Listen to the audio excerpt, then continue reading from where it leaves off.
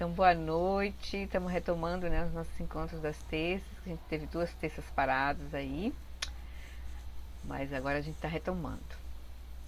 Então, nós estávamos conversando, né, sobre o apagão que teve em Portugal com a Jacinta. O Roberto está aí também, que mora em Lisboa, né, Roberto? Nós estamos vivendo essa era de. Quer dizer, a nossa vida é assim, né? Os fenômenos são assim, né? Imprevisíveis, mas agora realmente a coisa está muito mais. Nós vivemos, criamos situações para gerar esse tipo de insegurança muito rápida, assim, né? Aqui em Incerteza, Lisboa assim. foram 9 horas, pelo 9 horas. menos aqui Foi, em casa. Jacinta falou, 9, 10 horas. É, 9 horas. É. E internet só teve uma hora. Uma hora depois que faltou a luz, a internet da Vodafone, pelo menos, foi embora. Uhum.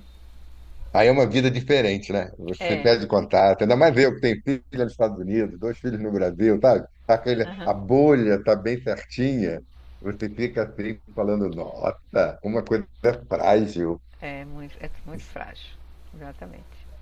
Então, assim, vamos cuidar da nossa prática, porque a gente não sabe o que nos espera, né? Então, pra gente aproveitar a nossa vida humana preciosa e não se arrepender, como diz o Shagdo Rinpoche, como dizem os nossos mestres, né? Tá bom, então vamos começar com. A gente vai fazer aquele mesmo formato, né? A gente vai começar com as preces, a gente vai fazer uma meditação, pequena meditação, seguindo também uma outra do Mingyur Rinpoche, desse curso do Abhidharma que a gente está fazendo. E essa vai ser assim como uma base, até que conecta um pouco com o nosso estudo aqui. Ele chamou assim, remover o corpo da ocupação e remover a mente do passado e do futuro. Seria assim, meditar sobre as duas remoções. Aquilo que nos. Os aspectos que separam a meditação formal da meditação informal. Então é a gente cuidar de, quando a gente estiver no dia a dia, a gente não se perder nas coisas que faz. E quando a gente estiver sentado em meditação, não se perder nos pensamentos passado, futuro, né? Então a gente só vai fazer essa conexão e aí a gente segue o nosso estudo, tá bom? Estamos no capítulo 5, a vida diária como prática espiritual.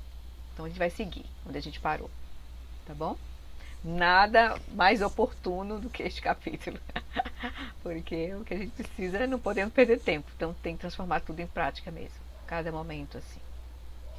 Então tá bom, deixa eu compartilhar aqui agora. Express.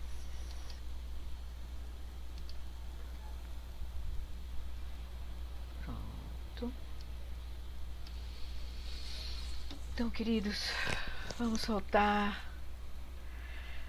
agora todas as nossas preocupações, expectativas, temores. Vamos deixar que a nossa mente se aquiete aqui agora. Deixa a nossa consciência iluminar todo o campo somático do corpo.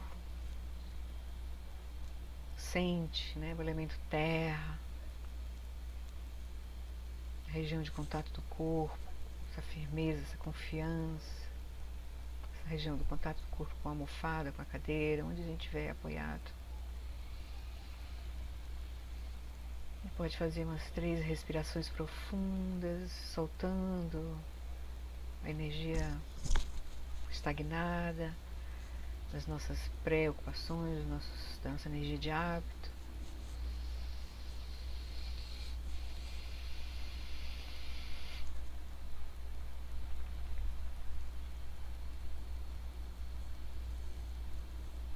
E deixe então que a nossa mente esteja completamente presente aqui agora, na frente dessa imagem de Guru Rinpoche.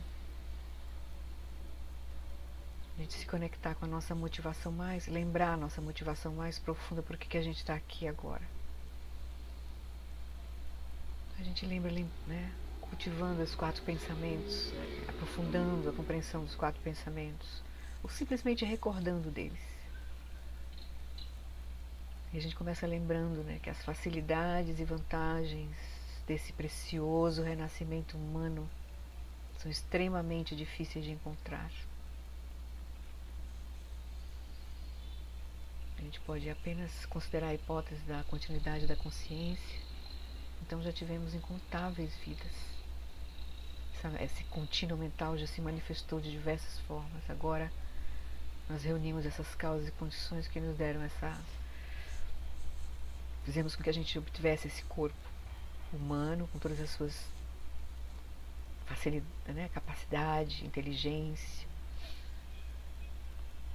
os sentidos, nosso cérebro, mas especialmente o fato da gente não apenas ter esse corpo humano com todas as suas seu potencial, mas a gente tem encontrado nesta vida o Dharma vivo através dos nossos mestres de uma linhagem autêntica, ininterrupta, que remonta ao Buda que surgiu nessa era, Buda Shakyamuni, que ele mesmo atingiu essa liberação completa, deixou o caminho trilhado e geração após geração os praticantes realizaram e passaram à frente. E agora o Dharma chega, a gente tem contato com essa linhagem viva através dos nossos mestres. Então a gente se alegra com a nossa vida humana preciosa. Enquanto a gente olha ao redor e vê a quantidade de seres humanos sem condições nenhuma de praticar, quiçá os outros seres, né, os animais e seres dos outros reinos, que a gente não, agora talvez não tenha condição de acessar. A gente se empodera, se alegra com todas essas condições. Mas imediatamente a gente lembra que todos que nascem, tudo que surge, estão sujeitos aos fenômenos da impermanência e da morte.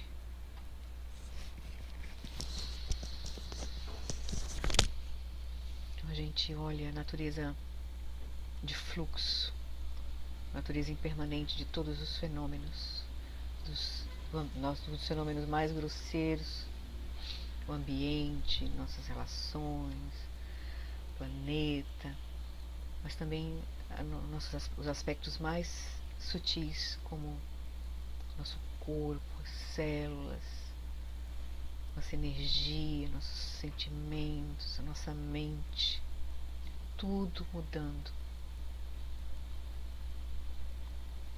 Compreendendo isso, a gente então não perde tempo, simplifica a nossa vida, transforma todos os momentos em prática para a gente não perder tempo, porque a gente não sabe quando as causas e condições que sustentam os fenômenos vão se modificar.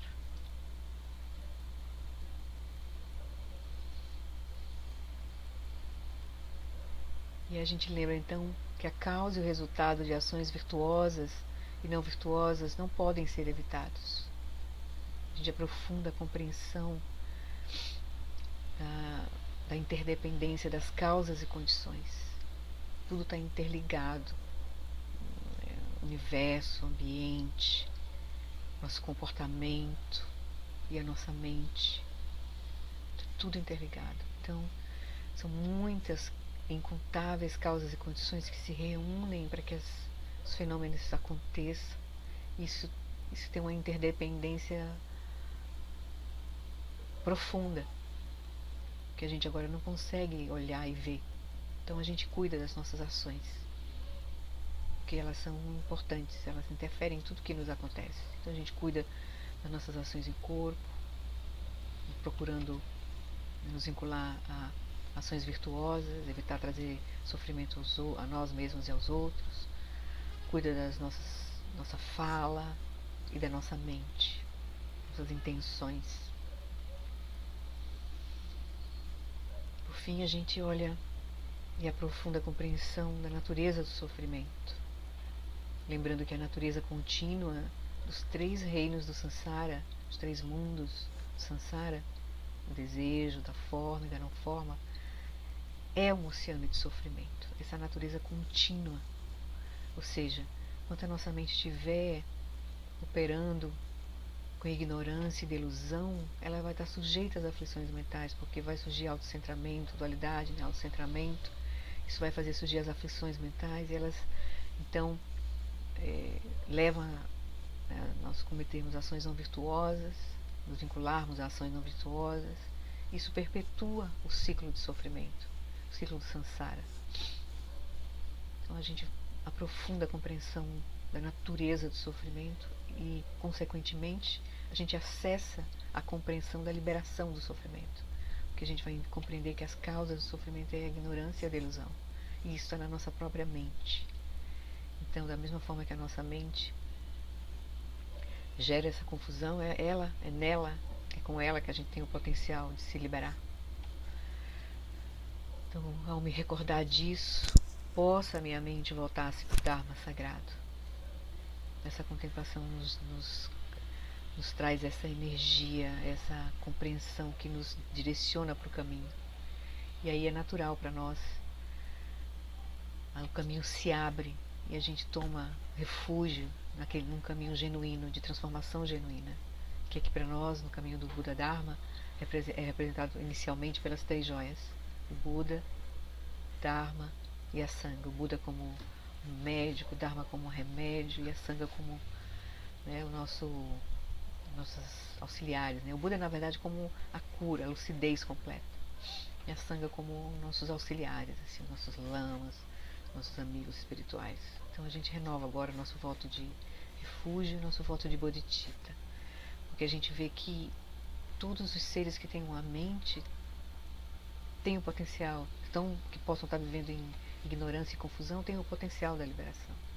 Então a gente vê que não há outra coisa a fazer. A coisa mais profunda que a gente pode fazer por nós mesmos e pelos outros é nos ajudar a liberar a nossa mente da confusão. Então esse é o voto do Bodhisattva. No Buda, no Dharma, na excelente Assembleia da Sangha, até que alcance a iluminação, neles eu tomo refúgio. Que através da minha prática das 6 perfeições, possam todos os seres sencientes alcançar o estado búdico. Sangye Chudan Saki Choknam Lam Janchu Bardudani Kyapsu Chim Dagi Jinsogi Pesunam Kim Drola Penchi Sangye Drupashu Sangye Chadan Saki Chaknam Lam Janchu Bardudani Kyapsu Chim Dagi Jinsogi Pesunam Kim Drola Penchi Sangye Drupashu. Então, quando a gente reflete sobre os 4 pensamentos, renova o nosso voto de refúgio bodhicitta, naturalmente as 4 comensuráveis surgem. A bodhicitta da aspiração surge em nós, que é esse desejo de que todos os seres tenham a felicidade de suas causas, que eles sejam livres do sofrimento e de suas causas. A gente deseja isso porque a gente sabe que é possível. A gente começa a compreender que é possível.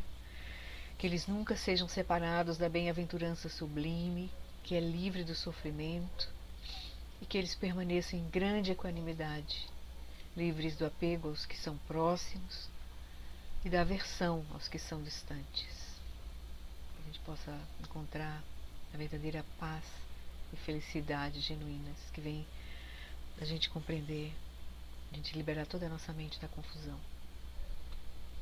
Então a gente pede as bênçãos de Guru Rinpoche, toda a linhagem, uma prece das 7 linhas, para que todos os nossos obstáculos, nossos e de todos os seres, em especial aqueles com quem a gente convive, que a gente tem contato, que todos os nossos obstáculos externos, internos e secretos possam ser removidos e a gente nossa mente possa ser liberada de toda a confusão e a gente possa reconhecer a verdadeira natureza da nossa mente, que é inseparável da verdadeira natureza da mente de Guru Rinpoche, de todos os Budas.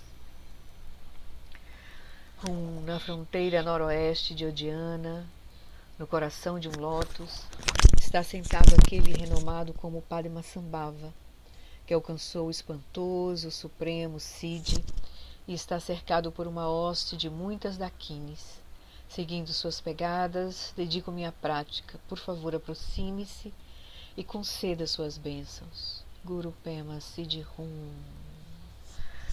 Hum Orgenhu Genu Jansam Pema Ge Sadom Polaya Tsencha Genu Drunye Pema Jone Jesudra Kurdukandro Mampekor que Jesu dadru que jengiloptir shiksuso Guru Pema Siddhi Hum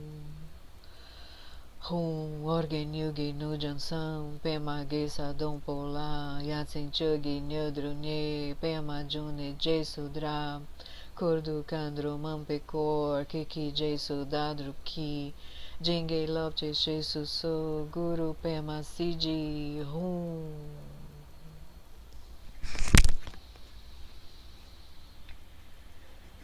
Então a gente tendo se aberto para receber as bênçãos de Guru Rinpoche, toda a linhagem, com essa confiança crescente que vai surgindo em nós à medida que a gente ouve o Dharma, contempla o Dharma e medita. Então o Guru Rinpoche alegremente se dissolve em luz, uma esfera radiante com as 5 cores de sabedoria. E a gente pode imaginar que essa esfera luminosa vem para o topo da nossa cabeça e da cabeça de todos os seres. Desce pelo nosso canal central, repousa em nosso coração. E aqui agora a gente recebe a bênção de reconhecer que a nossa mente e a consciência iluminada de Guru Rinpoche são inseparáveis, como água derramada na água, ou como espaço fundindo-se com espaço. A gente se permite sentir isso, perceber isso, realizar isso. Pode imaginar essa esfera luminosa no centro do nosso coração, irradiando para todo o nosso corpo, toda a nossa fala, toda a nossa energia e toda a nossa mente.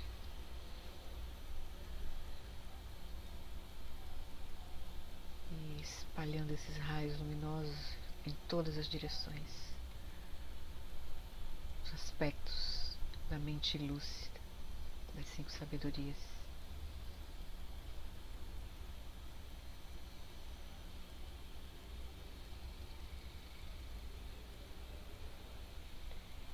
Então é com essas bênçãos que a gente começa a nossa prática de hoje.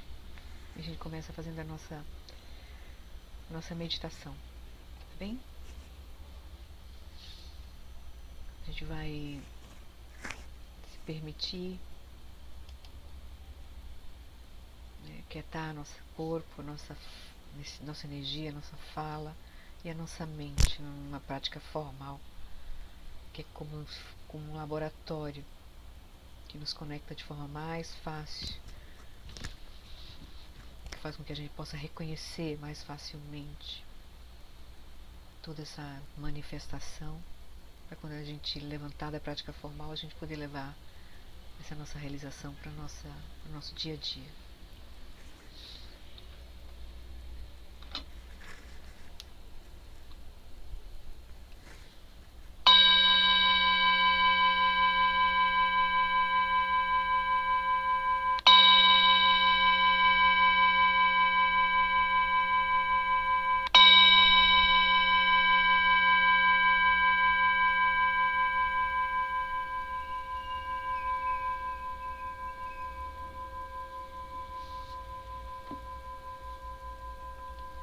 Essa prática que a gente vai fazer hoje,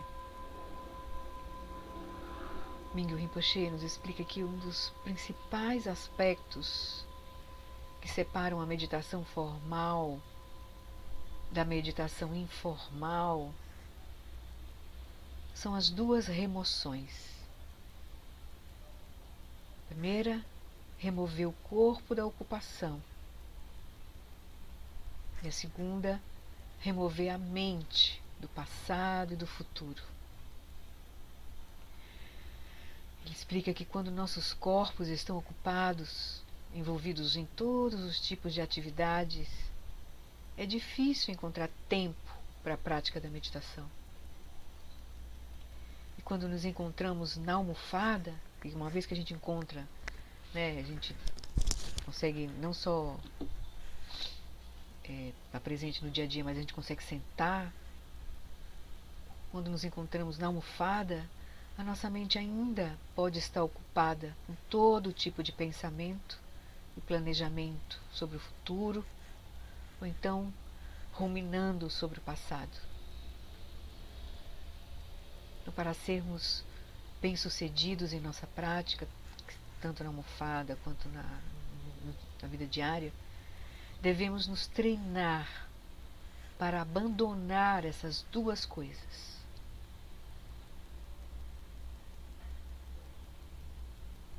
O que leva ao contentamento com qualquer ambiente e qualquer circunstância em que nos encontremos. Então a gente vai começar a sessão reservando alguns momentos para verificar a nossa postura. Deixa a consciência iluminar o corpo.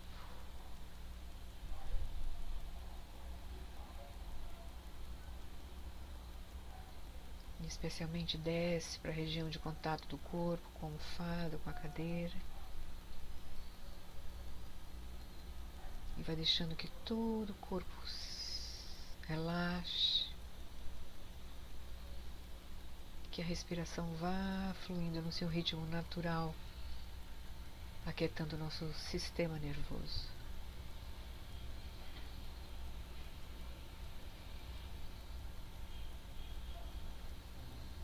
Então, com o corpo e com a fala em seus estados naturais. Então, faça uma pausa para deixar sua mente se abrir e relaxar. Descanse por 1 ou 2 minutos na própria consciência.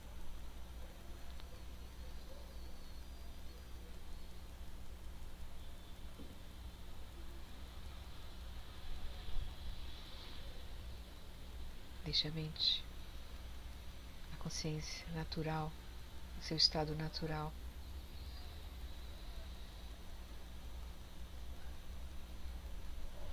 E apenas seja.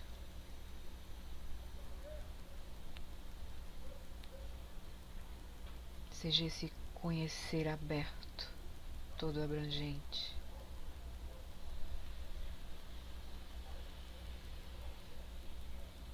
Deixa a consciência repousar em seu próprio lugar, reconhecendo a si mesmo, consciente de estar consciente.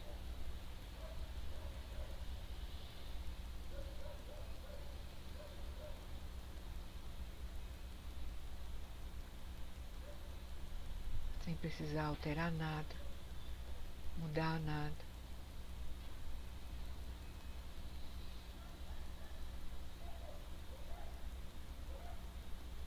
Apenas repousamos nessa consciência aberta, clara, vívida, presente.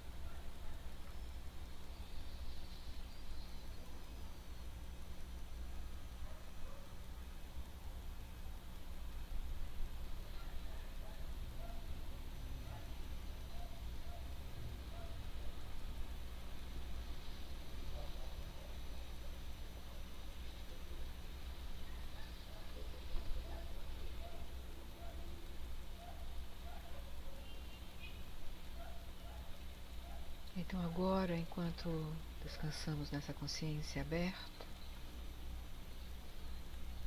agora a gente vamos observar qualquer impulso de querer se envolver com algo que possa surgir agora na nossa experiência.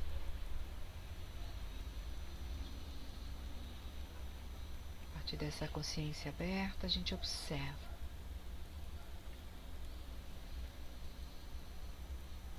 Pode ser que surja um pensamento de querer verificar suas mídias sociais, olhar o celular, planejar algo para o futuro,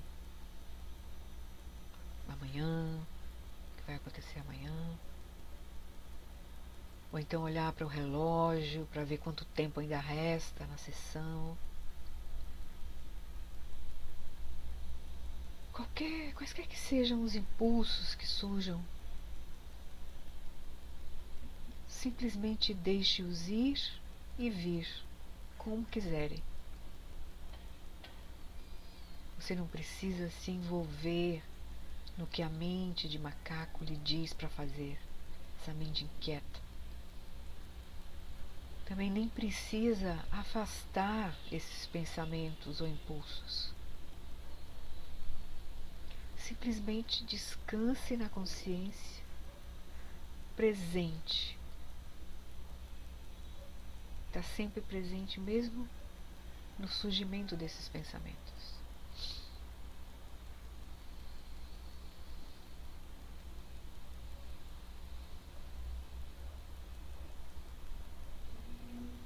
Desde que você saiba que está tendo esses pensamentos ou impulsos, isso é ótimo. Isso é consciência.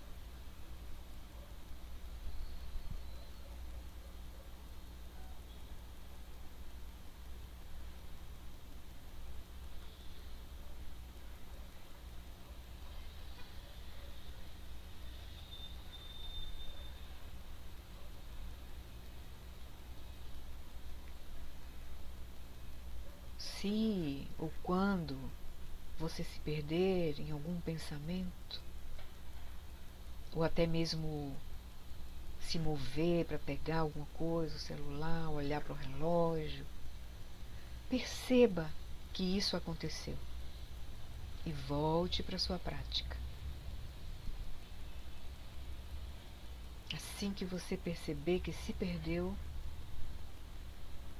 seja no pensamento ou em algum movimento físico mesmo, assim que você perceber, já estará de volta à consciência. Então simplesmente descanse nessa consciência aberta, presente, que percebe tudo que está surgindo na mente. Pensamentos, impulsos.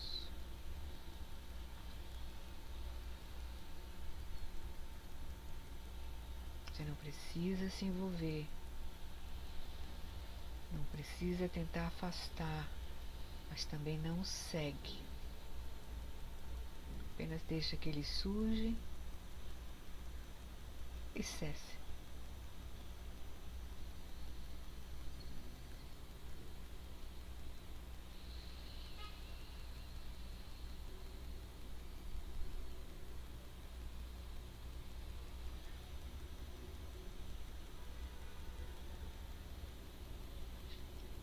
Então, no restante da sessão, continue a observar quaisquer pensamentos ou impulsos sobre o que precisa realizar, ou arrependimentos sobre o passado, o que quer que surja na sua mente.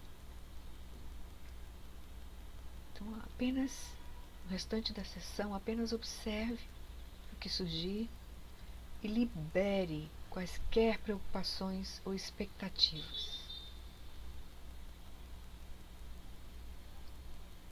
Quaisquer arrependimentos, quaisquer impulsos. Descanse sua mente no momento presente, aberta e tranquila.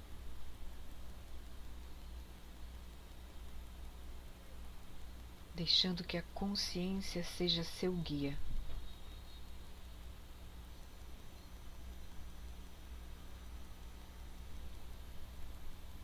Permita que tudo o que surgir venha e vá naturalmente, sem se apegar e sem rejeitar.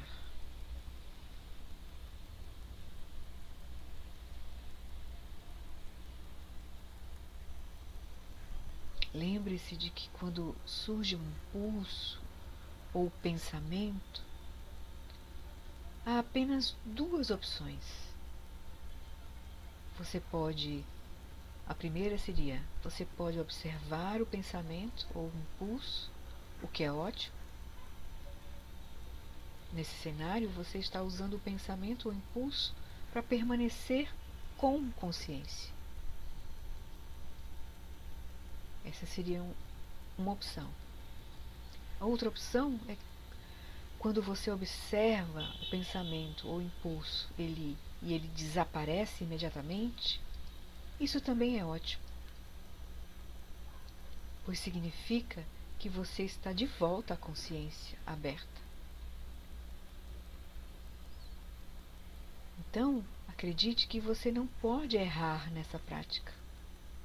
Qualquer uma dessas duas opções está ok. Você está repousando na consciência, com o pensamento ou na ausência do pensamento. Desde que você não esteja perdido, você estará indo muito bem. E quando se perder, simplesmente retorne à sua prática.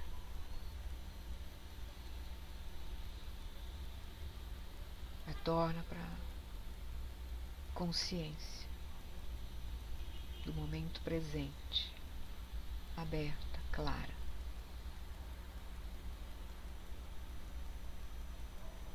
Deixa tudo o que surgir vir e ir naturalmente.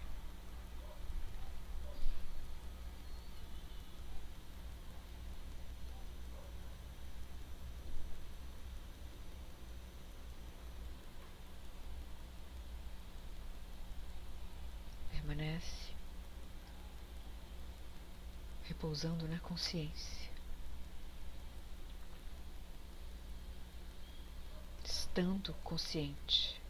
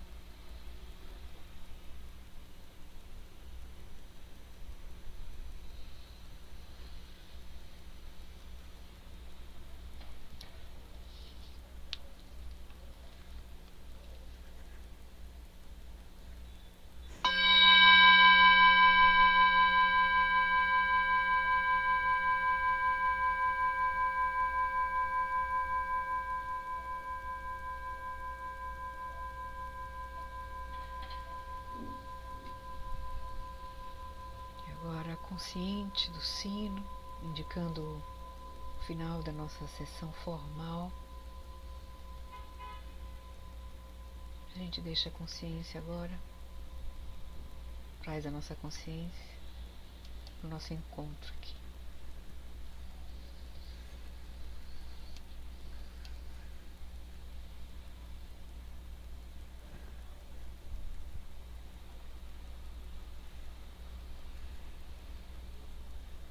Gentilmente,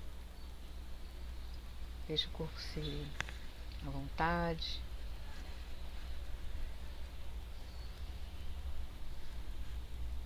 Permanecendo consciente do momento presente.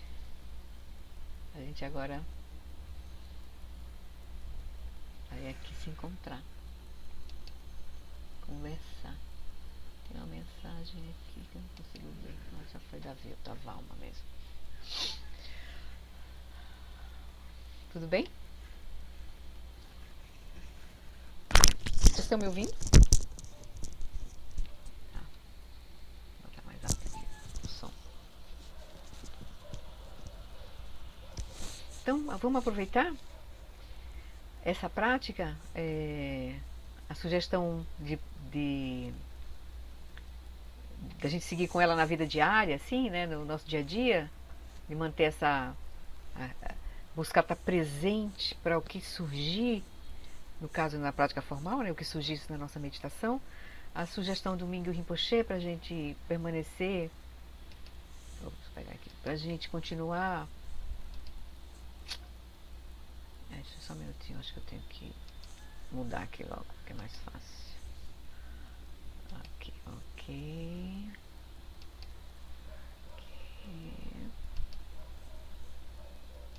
Ok. Oi. Mãozinho obedece. Pronto. Então a sugestão dele para a gente explorar essa meditação na vida diária, ele diz, né? Na vida cotidiana, é claro que não abandonamos a agitação de nossos corpos ou a atividade dos pensamentos. Em vez disso, podemos usar os impulsos de querer nos envolver em coisas diferentes, podemos usar esses impulsos como lembretes para nos reconectarmos com a consciência. Então, no dia a dia, toda vez que surgirem, né, impulsos, a gente pode escolher um determinado impulso que a gente sabe que nos domina um pouco, né, como ele vai sugerir aqui, para que a gente possa, antes da gente dar a sequência, a gente parar um pouquinho e se conectar com a consciência. Estar consciente de que aquela situação está se conformando ali, né? Então ele diz, reserve um momento para refletir sobre quando você pretende se envolver com a prática naquele dia. Reflita sobre os tipos de distrações com os quais você costuma se envolver ou recorrer durante o dia. Por exemplo, ele vai dar um exemplo aqui. Talvez você pegue seu smartphone com frequência ou ligue a TV com muita frequência, por exemplo. Então, ele deu duas situações, mas a gente pode ter outras, né? Outros gatilhos assim que nos distraem, né? Comer, conversar, não sei, né? O que poderia, os nossos hábitos aí. Então aí podemos no caso aqui que ele falou do smartphone, né? Podemos usar esses impulsos como um lembrete para nos reconectarmos com a consciência. Então, à medida que quando o impulso surgir, se a gente reconhecer que o impulso está surgindo, a gente está se conectando com a consciência. Isso é uma prática muito importante no nosso dia a dia. É como a gente faz na meditação. Surgiu, o que surgir, a gente está presente ao que surgiu. Então, a gente está repousando na consciência, né?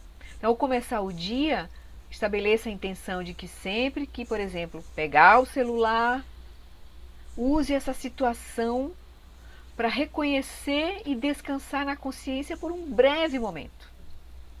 Só é um toque assim de reconhecimento. E aí a gente segue. Mas a gente vai como se despertando, conectando com a consciência em vários momentos do nosso dia, né? Botando essas gotas, né, de reconhecimento, né? Ao longo do dia, quando tiver o impulso de verificar o telefone e for pegá-lo, saiba que está pegando o telefone. Esse conhecimento, esse reconhecimento é a consciência. Né? Reconhecimento desse impulso, né? Tocou o telefone aí, ó. O impulso de pegar o telefone. Que eu posso pegar ou posso não pegar? Posso atender ou posso não atender? Ou então, eu estou fazendo uma coisa aqui e de repente vem aquele impulso de olhar o celular. Eu digo, não vou pegar o celular agora, vou fazer isso aqui. Daqui a pouco vem o impulso de pegar o celular. Então você olha para esse impulso. Só por um instante, antes de pegar o celular. Percebe que houve um impulso que saiu, te desconcentrou e te levou para aquilo. E fica consciente. E aí faz o que tem que fazer. Né? Ao longo do tempo ele diz, esse conhecimento é a consciência. Então ele diz, né, quando tiver o impulso, por exemplo, de pegar o telefone, e aí, né, o impulso de verificar o telefone é uma coisa. E daí você for pegá-lo, que aí é o movimento do corpo, né? Surge o impulso e surge o movimento, né? Saiba que você está pegando o telefone. Então esteja consciente, né? Esse conhecimento é a consciência. Então descanse na consciência por 1 ou 2 segundos ao pegar o telefone. Você não precisa tentar, por exemplo, ativamente prolongar o período de descanso em consciência. Não precisa. Em vez disso, quando esse impulso passar, quando esse período de descanso na consciência passar, deixe-o passar. É só um lembrete assim. Aí, na próxima vez que tiver o impulso de verificar o telefone, repita a prática. Fique consciente do impulso e do que ele está fazendo você fazer, que é ir em direção ao telefone. Aí vai em direção ao telefone, continue. Aí a tendência da gente é, se a gente começar a cultivar isso, é a gente manter mais tempo consciente do que a gente está fazendo. Fazendo com consciência de que está fazendo. Aí a gente tem mais chance de fazer melhores escolhas, né, de não fazer, né, de seguir ou não seguir, enfim. Então ele disse: então, praticando dessa forma, temos a oportunidade de voltar à consciência ao longo do dia, usando as ferramentas com as quais nos envolvemos com frequência, o que for, seja o celular, seja o que for, no nosso caso. Cada um de nós tem a sua rotina, os seus hábitos, e aí é uma forma da gente também entrar em contato de forma mais presente com os nossos impulsos, né? Então, as estatísticas mostram que verificamos, por exemplo, os nossos telefones de 60 a 150 vezes por dia. Isso é muita prática informal. Se a gente colocar isso como um objeto de prática no dia a dia, então a gente vai ter muitas oportunidades de se conectar com a consciência ao longo do dia, né? No final do dia, reserve um momento para refletir sobre como foi a sua prática. Alegre-se por ter voltado à consciência durante o dia, de ter se lembrado de estar consciente por breves momentos durante o dia. Em seguida, estabeleça a intenção de continuar no dia seguinte. Certo? Eita, eu acho que eu... Sorry. Stop share. Sim. Pronto. Então, uma sugestão bem prática, né, e bem simples, assim, para a gente escolher no nosso dia a dia uma atividade que em tese nos distrai para ser a nossa chave para nos conectarmos com a consciência ao longo do dia, né? Por exemplo. Então, aí depende de nós, assim, queremos, né, nos criar situações no nosso dia a dia para a gente lembrar de praticar, lembrar de estar presente, né? Tudo bem?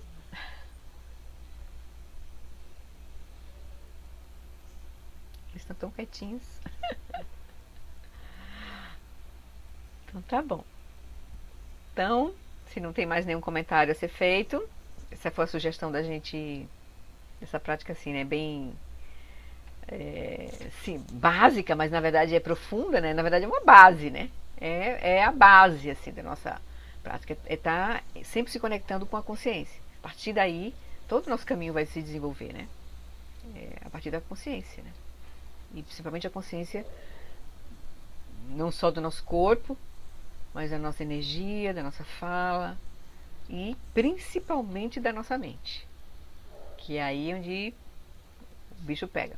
Mas o corpo também, né?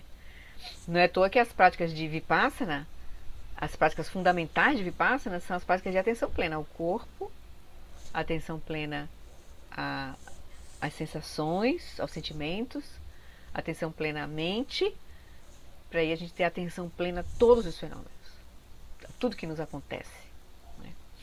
No nosso movimento, assim. Então essa é a prática de sabedoria, na verdade. Então é shamatha e vipassana sempre, né? A gente está trazendo a mente para um estado de quietude para ver o que está acontecendo, de fato, né? Então é isso um pouco que o Shagdu vai nos sugerir também fazer isso, né? A gente está presente e unir a nossa prática, né? Não só como o Mingyur Rinpoche também fala, né?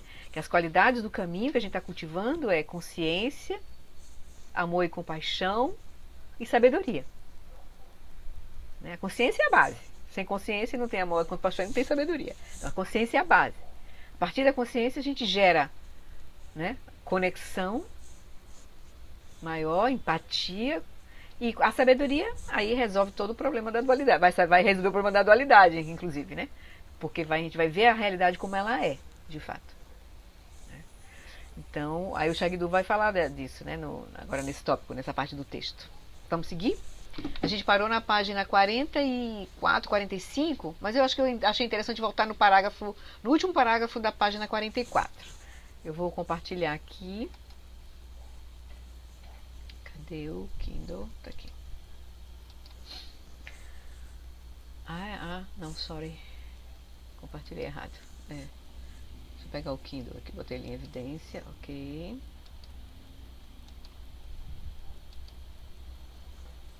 Aqui. Então, a gente está aqui no capítulo 5, a vida diária como prática espiritual, dessa parte 1, né? Então, finalizando a parte 1, que é a descoberta do caminho da liberdade. E aí, a gente viu a roda em movimento, o trabalho com apego, os 3 animais, trabalho com os 3 animais, que é o centro da roda do samsara, né, do sofrimento. E é onde nos prende e é onde vai nos soltar. A gente vai se liberar, é a partir daqui, né? De liberar os 3, a ignorância, que é a raiz, o apego e a aversão que surgem, as 2 aflições que surgem da ignorância. Né? E aí ele vai nos dar uns conselhos. Ele falou um pouco sobre a vida dele, quando a gente olhou no último encontro, né? Ele falou um pouco de como foi para ele, né? E a importância, principalmente, dele ter contemplado sobre a impermanência, né? Porque ele sofreu, quando criança, a partir de criança, ele sofreu vários processos, assim, que podia ter virado a vida dele de cabeça para baixo. Mas como ele era um turco, estava em treinamento, desde criança já recebendo o treinamento e principalmente os ensinamentos sobre a impermanência, ele disse que foi muito importante para ele superar a morte da mãe, a morte do irmão, depois a separação do mestre e depois a perda do país, né? Que ele tiveram que na invasão da China, né? Então eles perderam tudo, né? Começaram do zero, assim.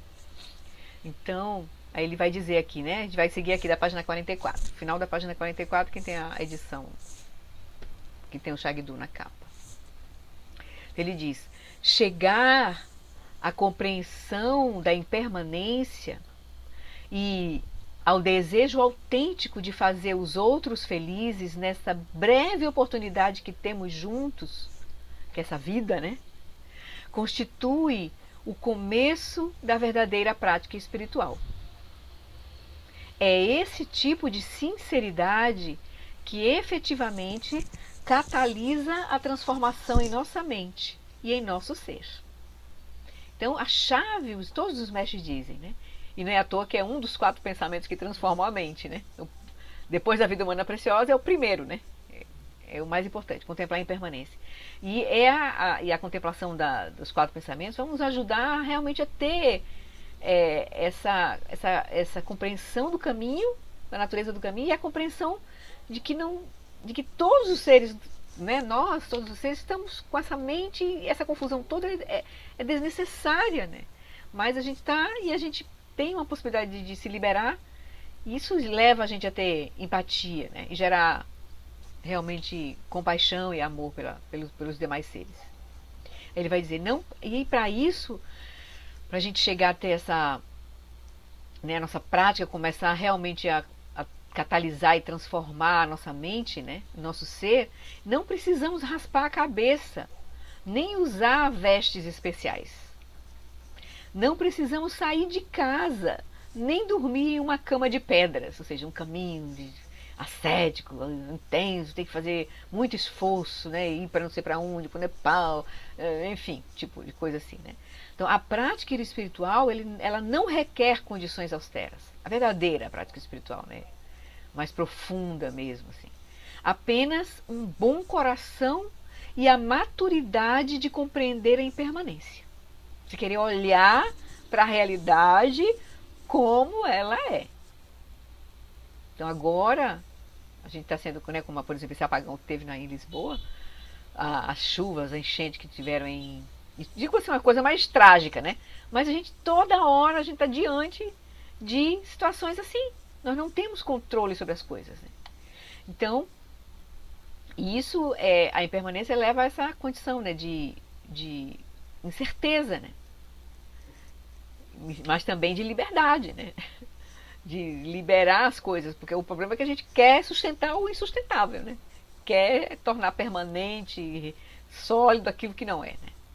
Então ele diz, quando a gente, então, a gente cultiva realmente esse bom coração e a maturidade de querer compreender a natureza dos fenômenos, né, que começa pela compreensão da impermanência, isso vai nos fazer progredir.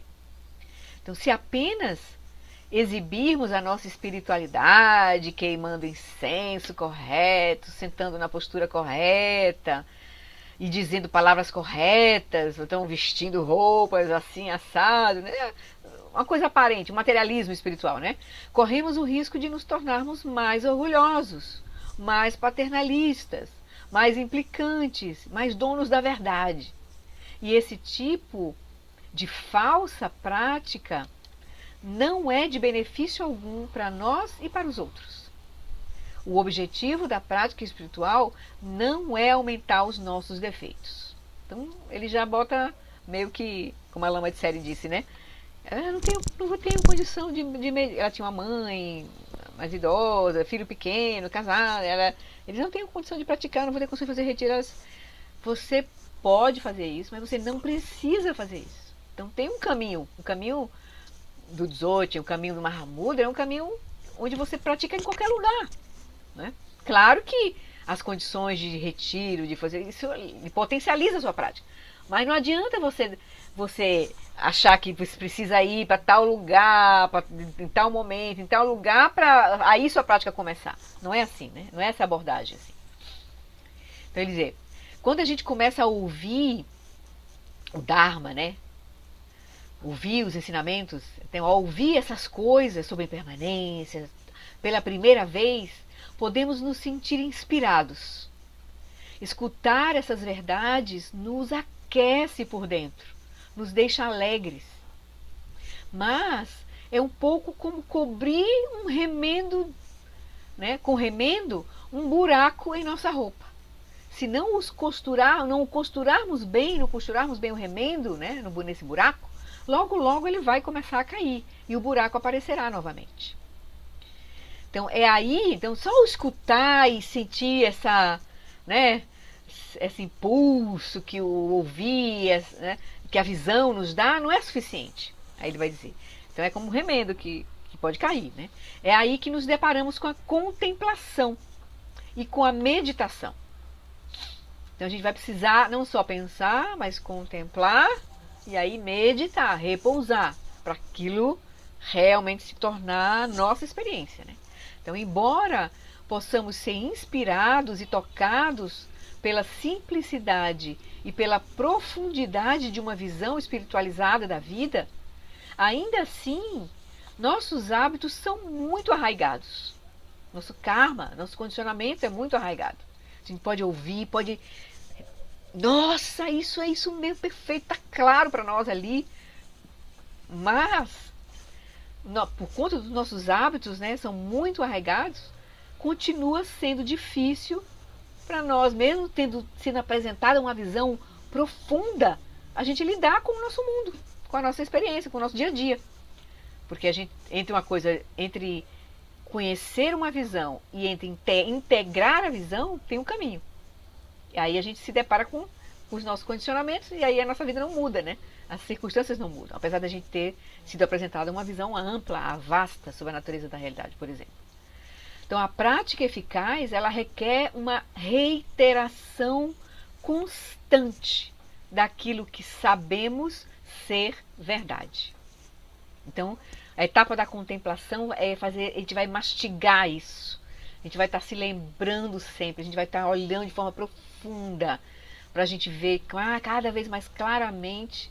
E aí, a meditação é o processo pelo qual damos um ponto depois do outro no tecido, né? Recordamos-nos vez após vez das verdades mais profundas. Na meditação, ali a gente internaliza, a gente não só internaliza, mas o mais importante, a gente experiencia, que aí é o ponto da meditação, é experienciar. Aí a gente vai, né, impermanência, amor, bondade, a gente fica olhando sempre isso, né, os ensinamentos, aí depois as práticas que são indicadas para a gente fazer. Então, até que o remendo fique preso de modo tão firme que se torne parte do tecido, ou seja, se torne a nossa sabedoria, né? Essa sabedoria que vem com a visão, com a contemplação, com a meditação, ela se torna nossa, né? Como um remendo que preso, cozido ao tecido, ela né, reforce toda a roupa, se torne a roupa. Então, não seremos mais abalados por circunstâncias externas. Então, ele está apresentando as práticas que a gente precisa fazer, né? Pensar, contemplar e repousar, principalmente sobre a impermanência, que é a chave, né? Dos 4 pensamentos, a chave dos ensinamentos do Buda, é o primeiro selo, né? Os 4 selos é a impermanência. Aí, deixa eu só ver uma coisa aqui. Eu vou ler esse pedacinho aqui, esse próximo trecho, depois a gente vai ler um trechinho do Dzongza sobre a impermanência que eu achei, eu estava por acaso estudando no curso do Mingyur Rinpoche, do Buda Dharma, eu estou nessa fase contemplando os 4 selos. E aí, que legal, vou pegar esse pedacinho do Dzongza sobre a impermanência. Aí vamos ler aqui o que o Shagdu vai dizer. Então, há um tipo de desenvoltura que aparece quando compreendemos a natureza ilusória da realidade. Né, quando começa a surgir em nós, de fato, a sabedoria, né, o insight. Então, quando entendemos a qualidade onírica da vida, essa impermanência que tudo permeia. Então, só lendo de novo, porque eu fiz uma entonação aqui. Então, há um tipo de desenvoltura que aparece quando compreendemos a natureza ilusória da realidade. Ou seja, quando entendemos a qualidade onírica da vida. Essa impermanência que tudo permeia. Então a gente amadurece, a gente se transforma quando a gente começa a entender isso. Ao mesmo tempo que as coisas, né, que ela não é. E um dia vai deixar de ser por completo. Essa é a natureza, né, da vida. As coisas, ao mesmo tempo que surgem, elas não são como surgem, e um dia elas vão deixar de ser por completo. Então, isso não quer dizer que negamos o nosso envolvimento com a vida, mas não a levamos tão a sério. Nós a encaramos com menos esperança e menos medo. Esse vai ser o ganho que a gente vai ter quando a gente começa a contemplar realmente a impermanência. Então seremos como o adulto que brinca com a criança na praia. Ele não sofre como a criança sofre, né, quando o castelo de areia é arrastado por uma onda. No entanto, existe compaixão pelo sofrimento da criança. O adulto que está ali, que sabe que o castelo não é um castelo de areia, não é um castelo, mas quando a criança sofre, tem compaixão pela criança. Ele entende por que a criança está sofrendo, porque ela está vendo a realidade como né, realidade, né? Mas aí o convite da prática é esse, que a gente possa olhar para a realidade assim, como um adulto vê o castelo de areia brincando com a criança ali na praia, tá? Aí vamos dar uma olhadinha no Dzongza para ele ver o que ele fala bem rapidinho, um pedacinho quando ele explica o primeiro selo, né? O ensinamento dos 4 selos é o ensinamento da visão budista, né? Os 4 selos são todos os fenômenos compostos são impermanentes. Esse livro dele aqui, né? O que faz você ser budista, que foi essa versão da editora Pensamento, o título, né, botaram assim, ou então na versão do Lúcio da Letra tá o que não faz você ser budista, né? Então, aqui ele explica exatamente os 4 selos, que é, se você não compreende os 4 selos, você não considera os 4 selos como o caminho, você não pode se dizer budista, nesse sentido, né? Você perdeu a visão, ainda não está compreendendo a visão, né? Então, todos os fenômenos impermanentes, todos os fenômenos compostos são impermanentes. Todas as emoções autocentradas são dor, são sofrimento. O segundo selo. O terceiro selo: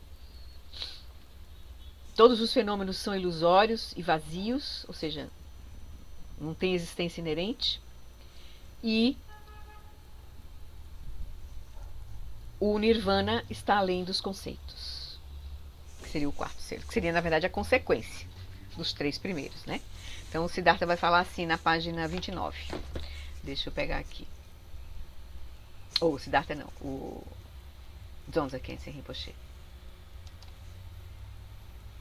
Deixa eu só mudar aqui, ele já está aqui. Que não faz você budista, que é a edição da Lúcia da Letra. Então, no capítulo tem a introdução, aí tem o primeiro selo, fabricação e impermanência, né? Todos os fenômenos compostos ou fabricados, né, são impermanentes. Então, essas duas coisas, o fato de ser composto e impermanência, estão ligados, né? Então, ele vai falar rapidinho aqui sobre isso. Então, ele vai dizer assim, peguei um trechinho, né? O príncipe Siddhartha, ele não queria nem precisava mais do elixir da imortalidade, quando ele começou a compreender a natureza dos fenômenos, né? Então, ao compreender, quando o Siddhartha compreendeu que todas as coisas são compostas, que a desconstrução vai até o infinito. Porque, por exemplo, uma determinada coisa é composta de... Uma coisa C é composta de A e B. Mas a coisa A é composta de C e D. A coisa B é composta de E e F. E aí essa desconstrução vai ao infinito. Você nunca encontra a última coisa, né? Se a gente for olhar o nosso corpo. O que é nosso corpo? São as células. Os órgãos. E os órgãos são os tecidos. Os tecidos são as células são os componentes. São as moléculas, as células. A gente vai chegar... Vai ao infinito. A gente vai encontrar o espaço. Então, quando o Siddhartha compreendeu que todas as coisas são compostas e que a desconstrução vai até o infinito e que nenhum dos componentes em toda a criação existe em um estado puro, permanente e autônomo, ele encontrou a libertação. Quando Siddhartha compreendeu isso, que todas as coisas são compostas, ele encontrou a libertação. Aí ele vai explicar. Uma coisa formada por agregação, né, que é o sentido de composto, né, ou seja, todas as coisas são assim, então, e sua natureza impermanente, duas coisas, porque as coisas são compostas por agregação, formadas por agregação, e a natureza impermanente que surge a partir disso, elas são intimamente ligadas, como água e gelo. É como se o que surge é interdependente, tem uma natureza interdependente, essa coisa é impermanente, né? Imediatamente, é como água e gelo, ele está dizendo aqui. Então, quando colocamos uma pedra de gelo em nossa bebida, as duas coisas vêm juntas, água e gelo. Então, do mesmo modo, quando Siddhartha olhava para alguém andando aqui ou ali, mesmo a mais saudável das pessoas, ele via aquela pessoa como viva, ou seja, surgida, e ao mesmo tempo desintegrando-se. Talvez lhe pareça que esse é um jeito um pouco divertido de viver a vida, mas pode ser uma experiência incrível enxergar os dois lados. O lado que é e o que não é, né? Como ele disse lá, o Sagdu disse, né? Então, pode ser uma experiência incrível enxergar os dois lados e também muito gratificante também.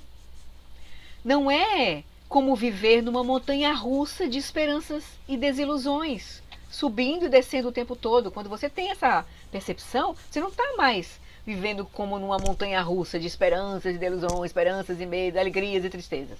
Porque a alegria é porque você está se agarrando, está achando que aquilo que é, depois quando não é, você... pronto, né? Então você vive nisso. É isso. Quando enxergamos as coisas dessa maneira, sabendo que tudo que é composto é impermanente, elas começam a se dissolver à nossa volta. Dissolver no sentido de perdem a solidez. Nesse sentido. É, não é, né? Mas é, como Lama Santa gostava de explicar a questão de as coisas, as aparências surgirem, mas não como a gente usualmente pensa que elas são. Permanentes, né? Independentes. Então ele vai dizer, então as coisas começam a se dissolver à nossa volta. Mas lembra que esse dissolver aqui, essa palavra dissolver é meio capciosa. Tem que... Então, nossa percepção dos fenômenos se transforma e, de certo modo, se aclara. É tão fácil ver como as pessoas ficam presas na montanha-russa do felicidade, decepção, e naturalmente temos compaixão por elas. Um dos motivos pelos quais sentimos compaixão é o fato de a impermanência ser tão óbvia e ainda assim as pessoas não a enxergarem. Então, era esse trechinho assim que eu quis trazer pra gente dar uma olhada, né, assim rapidinho, né? Que é o que o Shagdu está dizendo, né? Quando a gente realmente começa a olhar para a impermanência, naturalmente vai surgir um bom coração em nós, de fato. Não tem outra coisa para surgir. Porque a gente vai ver isso. A gente vai ter esse olhar compassivo para conosco, para toda a nossa confusão, nossos, né, como me puxei, os ups and downs do stock market, que ele fala, né, brincando, né, o sobe e desce, né, das nossas expectativas. E quando a gente começa a ter essa compreensão, a gente vai ter essa autocompaixão e vai ter a compaixão, vai realmente ter empatia e compaixão pelos outros, né? A gente vai ter mais sensibilidade, assim, um pouco mais de sensibilidade. O nosso grau de sensibilidade vai ser correspondente ao nosso grau de compreensão da impermanência e da experiência disso na nossa própria vida, né? Na nossa própria mente, na nossa própria vida, né? Então é natural, a gente vai expandindo. Quanto mais a gente expandir a sabedoria, mais a gente vai expandir a compaixão, né? É natural. A empatia, a compaixão. Tudo bem? Até aqui? Tá ouvindo bem? Tô. O som tá bom? Eu acho muito, muito interessante a reflexão sobre a impermanência, porque ela revela coisas sobre a vida que normalmente não está no default da gente, né? Culturalmente, na educação. Sim. Porque para a gente diminuir o medo, a esperança vai diminuir junto, se for com lucidez. Isso é uma coisa que a gente não está acostumado, né? A É. gente está desde pequeno sendo convencido, A esperar. porque isso, a planejar tudo, que é É. o normal na vida mundana. Mas É. se você quer, entendeu? A impermanência vai dar um outro rumo. Você fala, É. cara, É. se você quer realmente diminuir o medo, e o medo está muito ligado ao É. sofrimento mais direto, né? Você vê, a gente vai ter que diminuir também a esperança. É. Isso Aí, ó, mas não é daí uma tem um. coisa Aí, muito fácil. só pegando essa palavra, Hum. aí o que que subir? Aí fica o quê? Fica um vazio? Fica uma apatia? Não.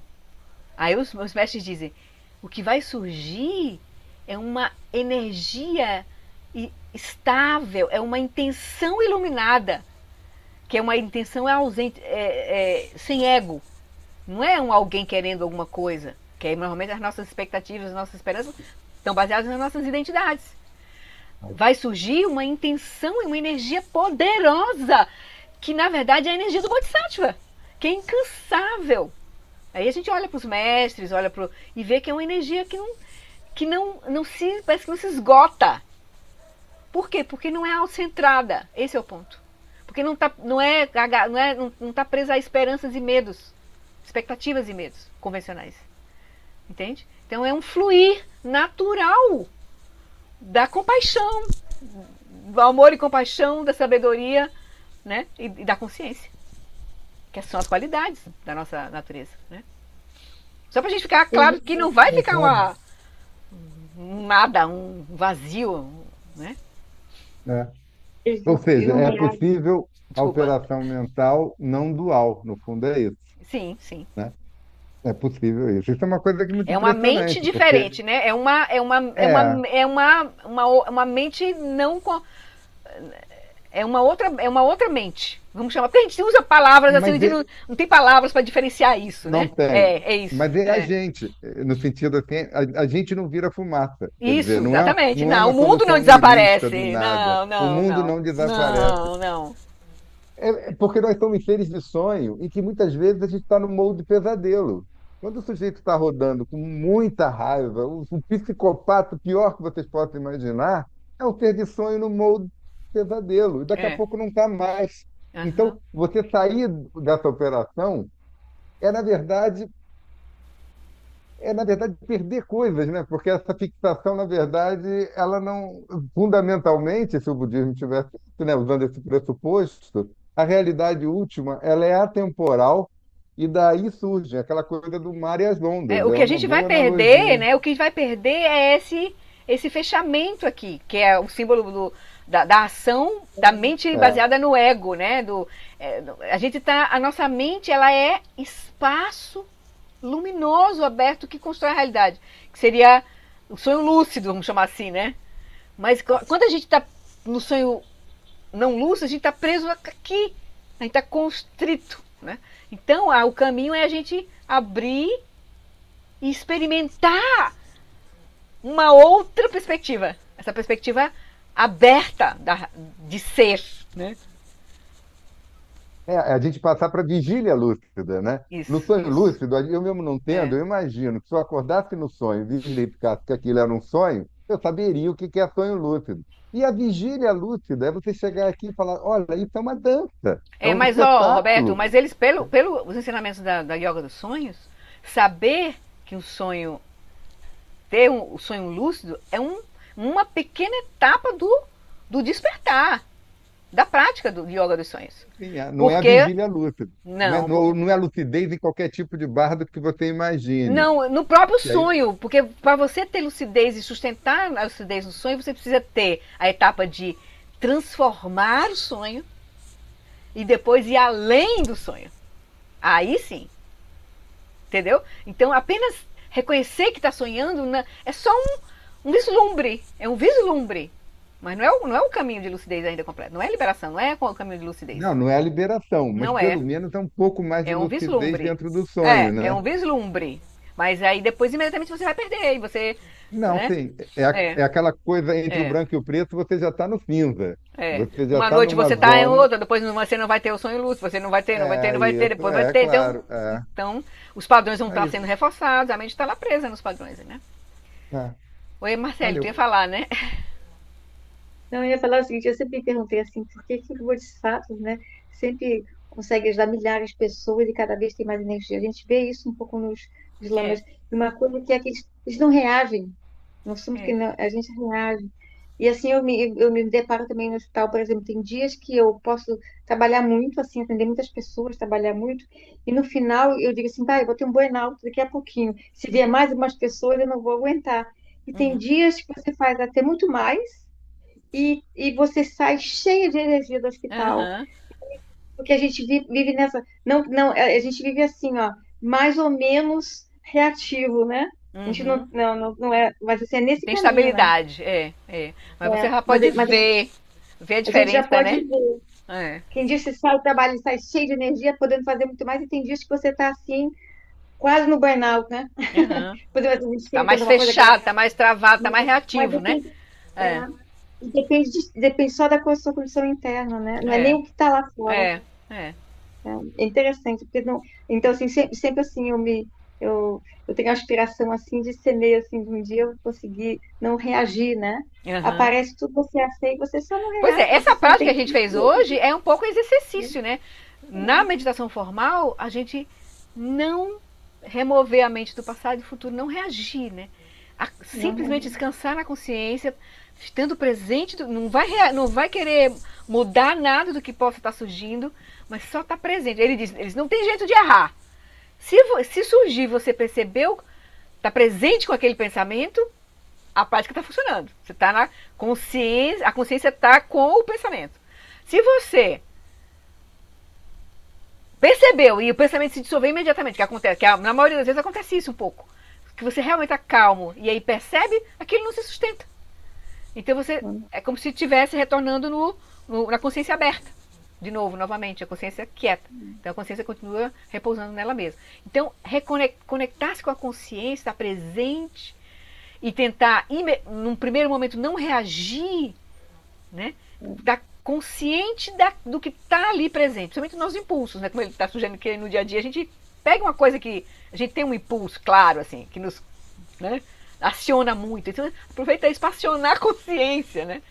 O estar consciente ali. Um instantezinho. E segue. Porque deixa uma coisa muito natural, assim. Porque essas práticas né, do Mahamudra e do Dzogchen, não tem construção nelas. Na verdade, é um relaxar, é um repousar na nossa consciência. E para ver claramente, né? Então, a gente vai usar algumas técnicas de foco, assim, só para dar um direcionamento, mas o principal é a consciência naquele processo. Se for usar a respiração, é a consciência na respiração. Então, tá consciência na respiração, consciente de estar respirando, consciente de um som, mas ele é a consciência do som. Então, o principal não é o objeto em si, mas é a consciência do objeto. Né? Que aí depois você solta o objeto e fica na consciência.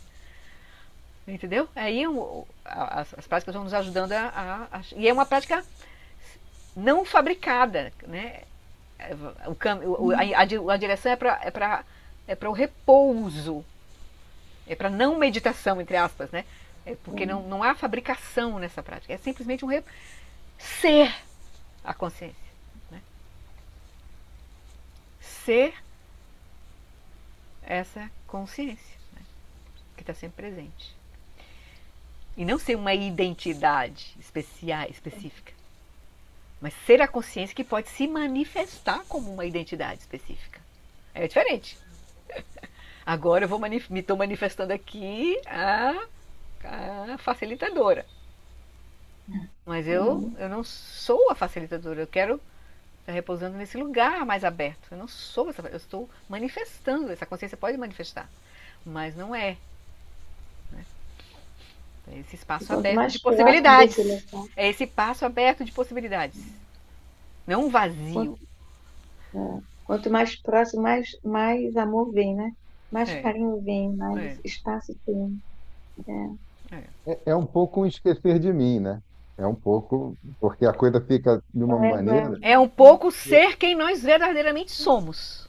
É assim, mas assim, do ponto de vista que a gente está habituado, que é um ser de sonho, tudo dualismo, é o que a Marcele falou. Tem dias em que ela passa um dia que, olhando de fora, seria exaustivo, e ela não sente. E dias que talvez até fosse um pouco menos, ela, puxa, hoje o dia está pesado. Então, talvez a diferença, né, seja um pouco É que essa coisa de esquecer que está fazendo algo. Incorporou o personagem, né? É o que a gente está normalmente acostumado, né, Flori? A gente desde pequeno incorpora, né? Então já vem o binômio medo e esperança. Então, quando você está se manifestando, não tem muito sentido de medo e esperança. Claro que não tem.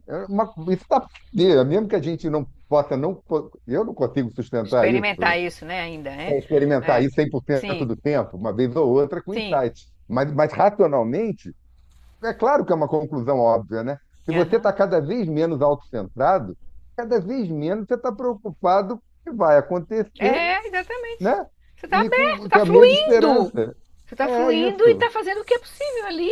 Não vai estar se confrontando, se batendo. Entendeu?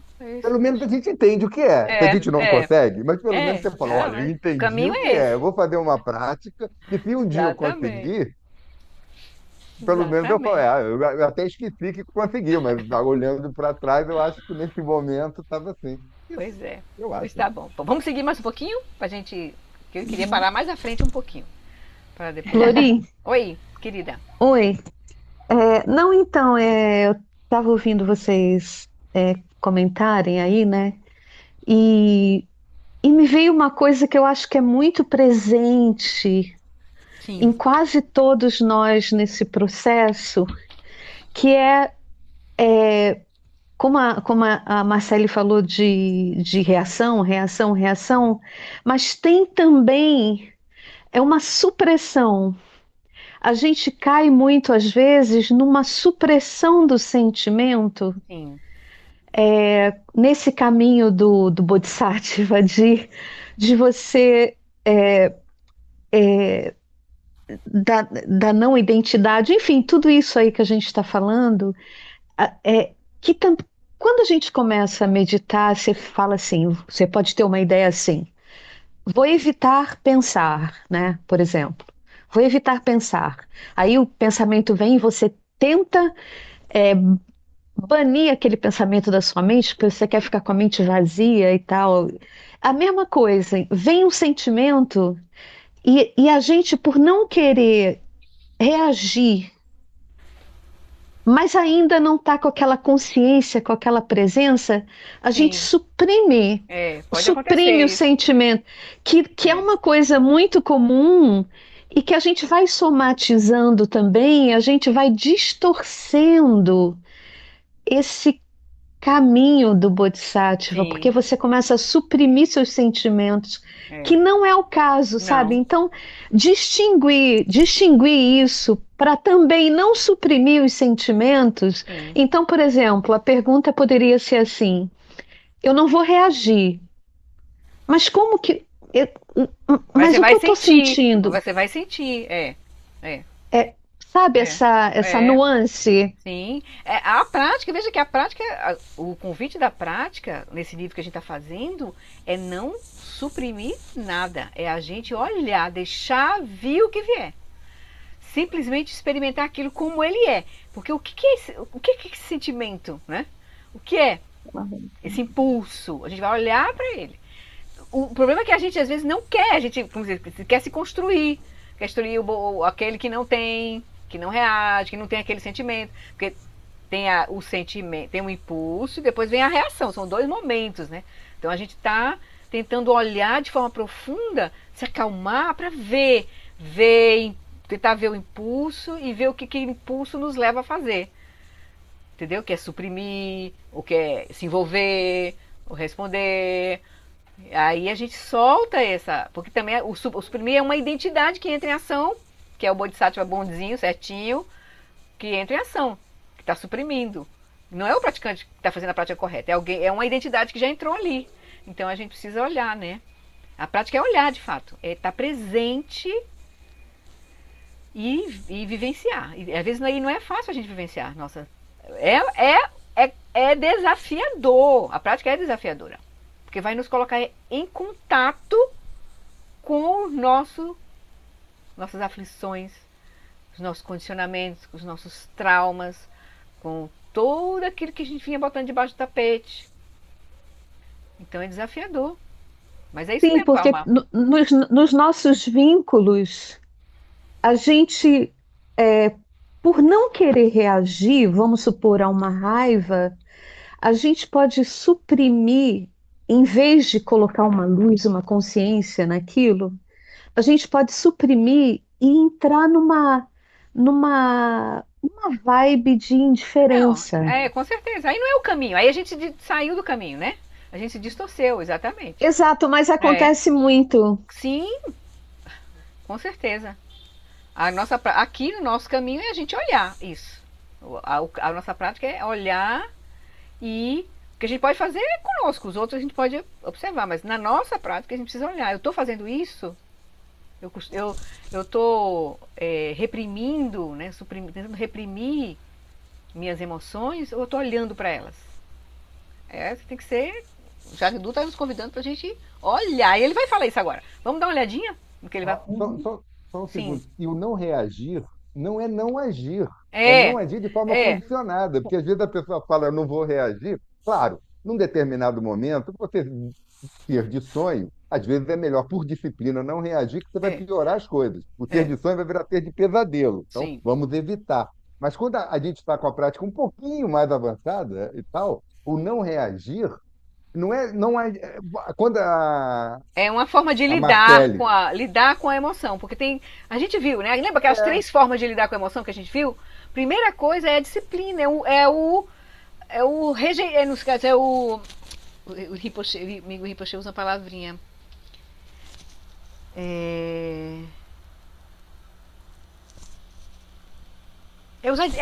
É algum sentido de usar disciplina.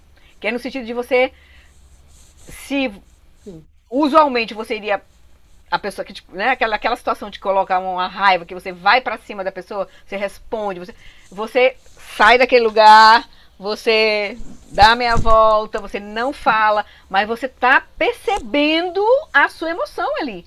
Não é você negar a sua emoção, você está percebendo, você não vai reagir, isso é uma coisa, é uma forma. Depois a gente vai chegar ao ponto de a gente conseguir transformar a nossa raiva em compaixão, aí as práticas de Tonglen, aí a gente vai ver que, uau, olha, essa raiva que eu sinto é a mesma raiva que todos vocês sentem.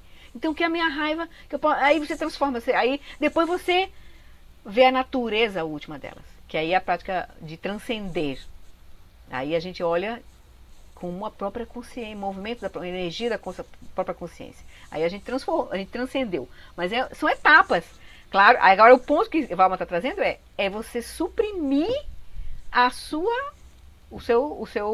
emoção. Não, você vai olhar para ela. Agora, o que você vai fazer com ela é outro ponto. O melhor que tem a fazer, se não tem como transformar e não tem como transcender, né, sai de perto. Sai correndo. Entendeu? Fica calada. Fica como um pedaço de pau, como diz Shantideva. E o exemplo que a Marcele deu foi muito bom, porque ela falou que tem dias em que ela às vezes trabalhou até mais do que outros dias e ela não ficou exausta, ou seja, ela fez muitas coisas durante o dia, né?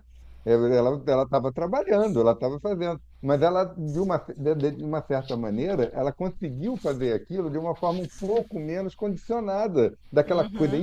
Porque uma coisa é você chegar e falar, nossa, estou aqui há horas fazendo isso, outra coisa é você esquece do tempo. Você faz a coisa que até tem que tomar um certo cuidado, porque isso tem físico, né? A gente pode pagar um certo preço se exagerar demais.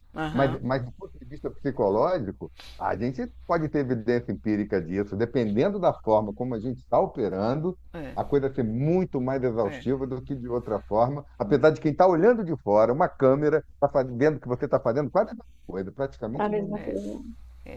Então, do ponto de vista da prática, a gente vai olhar tudo, a gente não vai rejeitar nada. A gente vai querer, a gente vai olhar de forma nua a nossa mente. Agora, o que a gente vai fazer com o que surge, aí isso é importante. Aí sim, a gente vai usar as ferramentas que a gente tem na nossa mão agora. Se a gente não tem sabedoria ainda profunda, a gente vai usar a disciplina, a gente vai evitar, né? E aí a gente vai avançando, né? Quanto mais a gente se familiarizar com esses processos, mais a gente vai então abrindo as ferramentas, assim, né? Nossa caixa de ferramentas vai aumentando e a gente vai ter condição de realmente aí se manifestar de forma espontânea, assim, né? Aí deixa eu voltar mais um pouquinho para a gente continuar a leitura. Acho que está aqui. Tá. Não. É porque eu não troquei o livro. Vou trocar agora. Ok.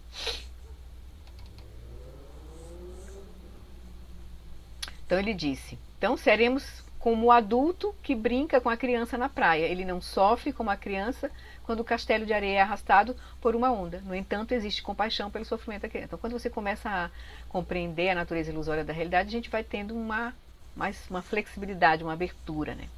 Mas esse é um processo lento. Não vamos achar que é uma coisinha fácil.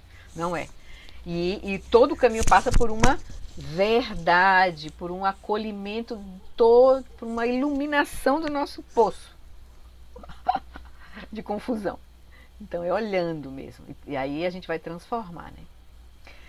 Vai ver como é de fato. Então ele vai dizer: a compaixão é algo natural em todos nós, mas pelo fato de termos hábitos arraigados, muito autocentrados, precisamos cultivá-la, contemplando o sofrimento das pessoas que imprimem solidez ao sonho.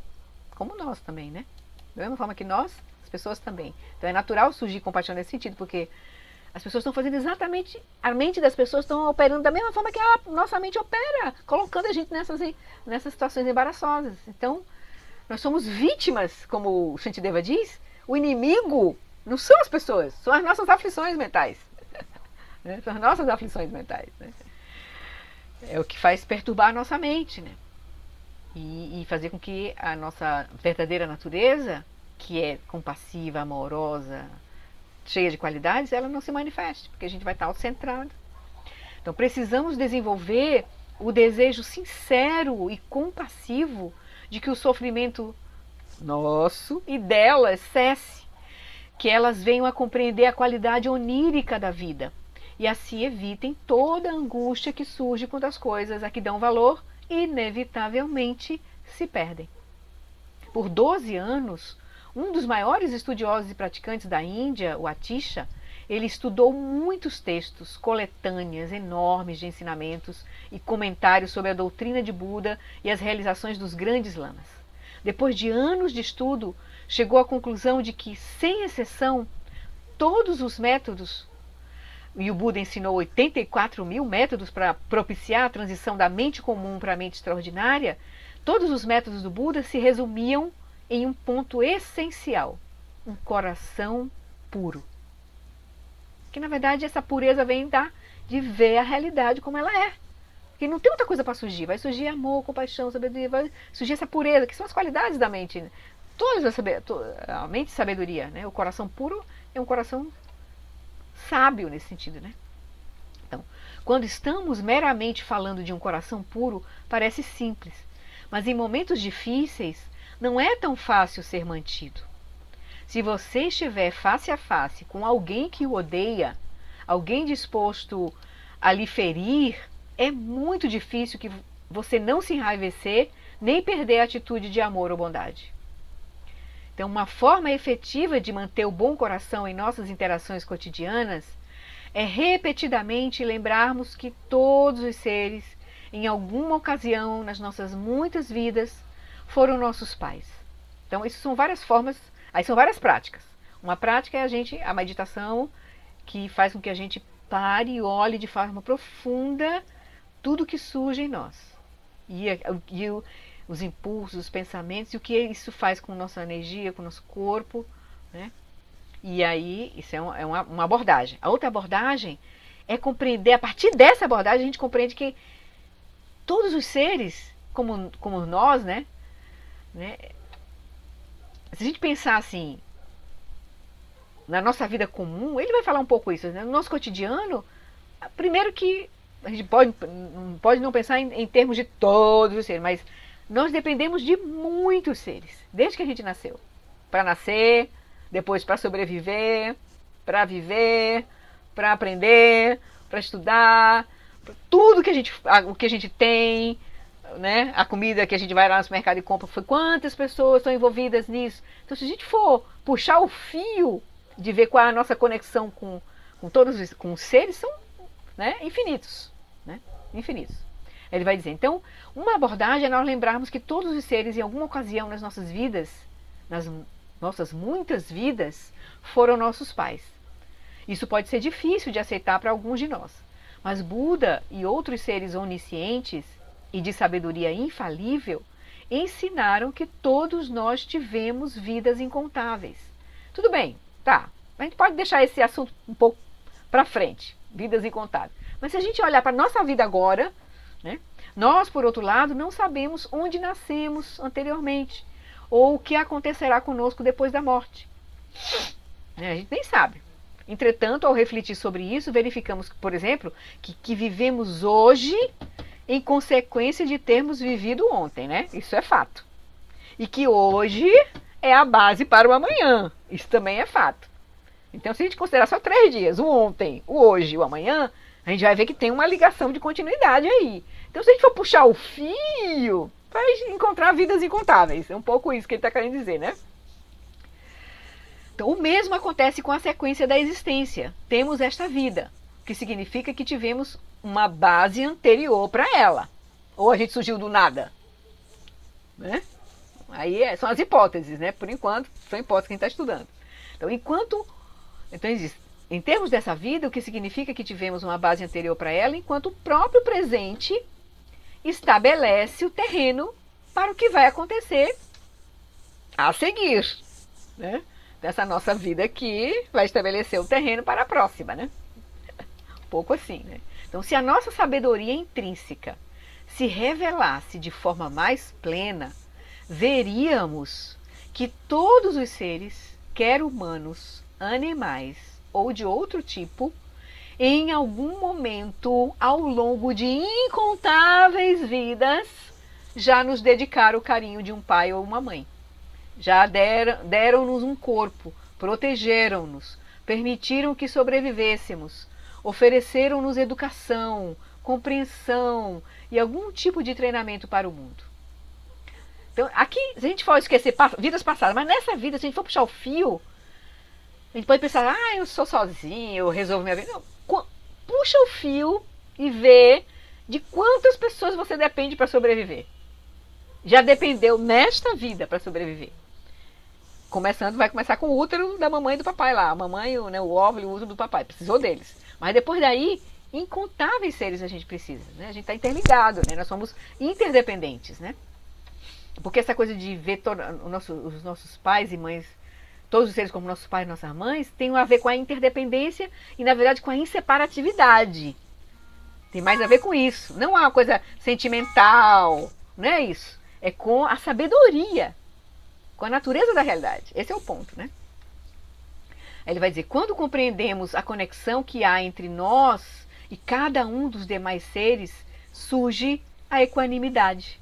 Que essa é a base para a gente ter um bom coração, né? Para ir cultivando um bom coração. Então nós encaramos todos, amigos ou inimigos, com consideração.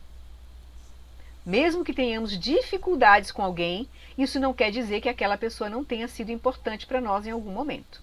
Então, quando a gente começa a olhar de uma forma que vai nos abrir um pouco a nossa mente também, nosso coração, é ver essa perspectiva da interdependência, né?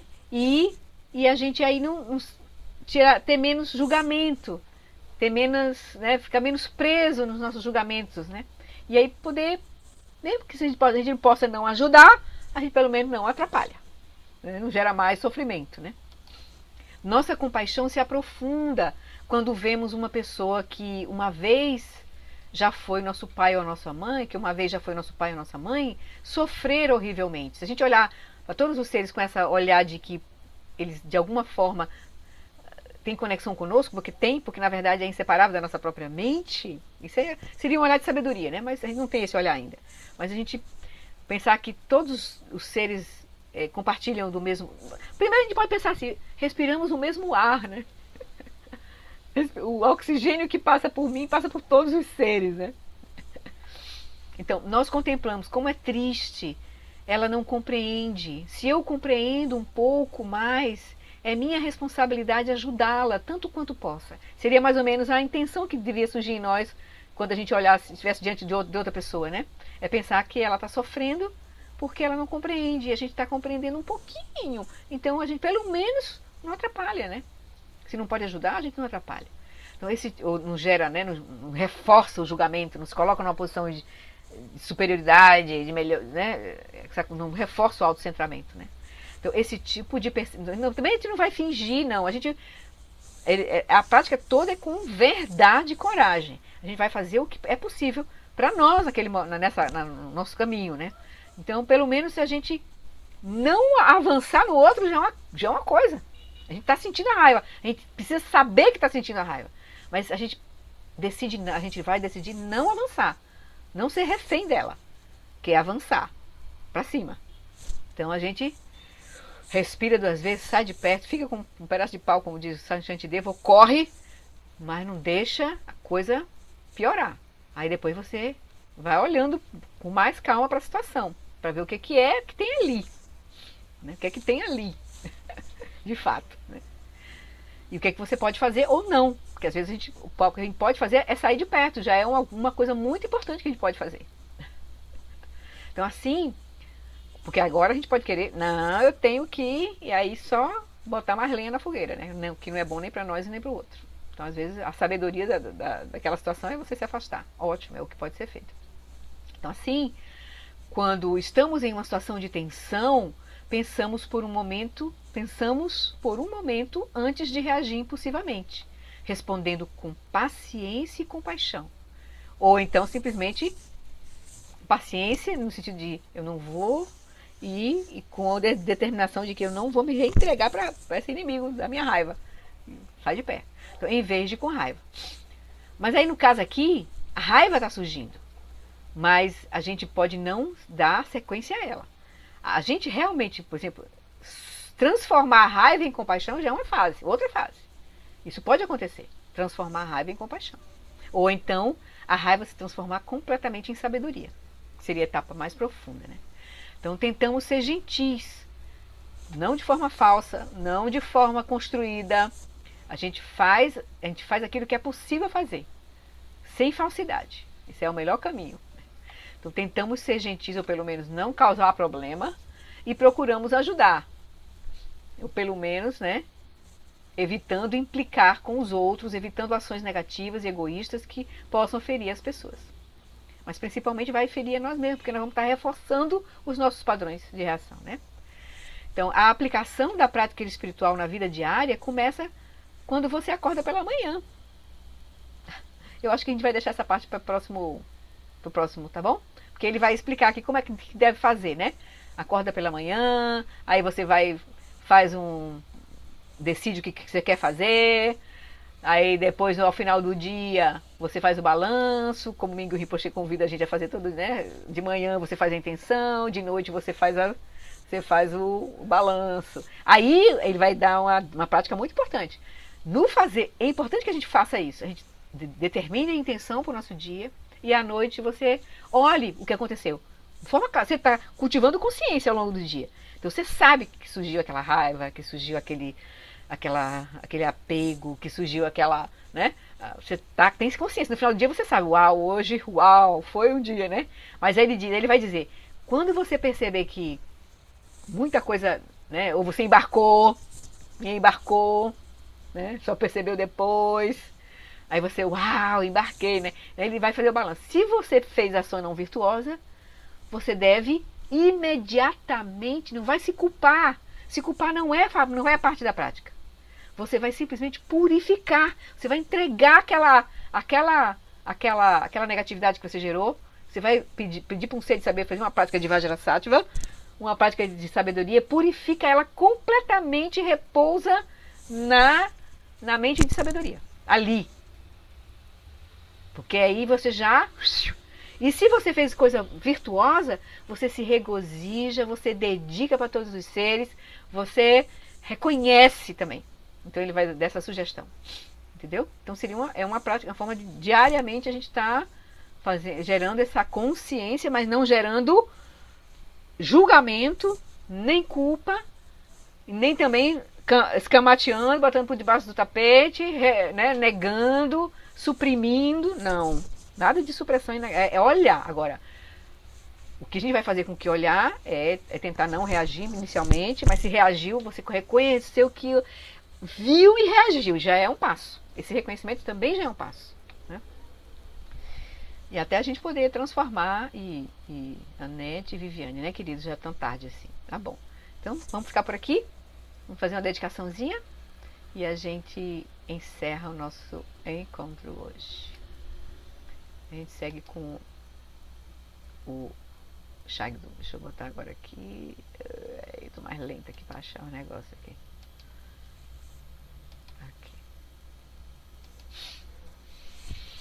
Então, por essa acumulação de méritos, possa eu obter a onisciência, eu diminui um pouquinho aqui, a onisciência que tudo vê. E possam todas as falhas ser superadas. A gente vai ver e vai purificar. Que das ondas revoltas e turbulentas do nascimento, velhice, doença e morte deste oceano do Sansara, possa eu liberar os seres.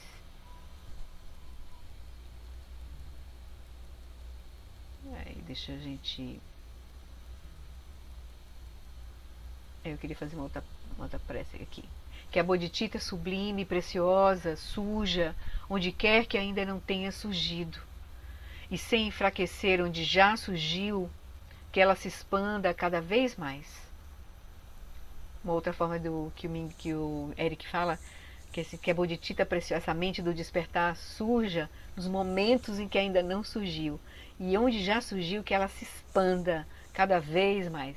Para ser uma coisa assim, espontânea, né? Essa mente realmente está sempre surgindo. Então, a mente que busca a liberação, o despertar completo para ajudar todos os seres, é uma mente que surge, né? Cada instante nós. Começa a surgir, que ela surja cada vez mais, né? E aí os votos do Bodhisattva, nas palavras de Johann Halifax, as criações da nossa mente são incontáveis. Faço o voto de libertar todas elas. As delusões são inesgotáveis. Faço o voto de transformá-las. A realidade é indelimitada. Faço o voto de percebê-la. O caminho desperto é insuperável. Faço o voto de corporificá-lo. Tá? Então, esse é o nosso voto de Bodhisattva, mais direto assim. Por essa virtude, possa eu realizar o Lama Dhyodhyana, o Dharmakaya, a lucidez completa, e possa eu conduzir todos os seres, sem exceção, a esse estado de realização. Gyawadi Nyududa Orgen Lama Drugyune Dro Atike Amalupa Deisa Lagopa Show. Então é isso, queridas. Foi Muito bom, obrigada. Muito obrigada bom por tudo. voltar junto A aqui, mãozinha com esquerda tá templagem. muito boa, viu? A Hã? mãozinha A cima esquerda esquerda, né? Já tá indo tá aqui. a mil, tá a mil. Muito boa. Tá bom, queridos. Obrigada pela Muito companhia. Obrigado, obrigada. Flori. Obrigada, Boa Florinda. Felicidade noite. de ver você bem. Ai, que bom. Tá Falou? ótimo. Que bom. Boa Tamo, semana. obrigada. Valeu. Tamo juntos.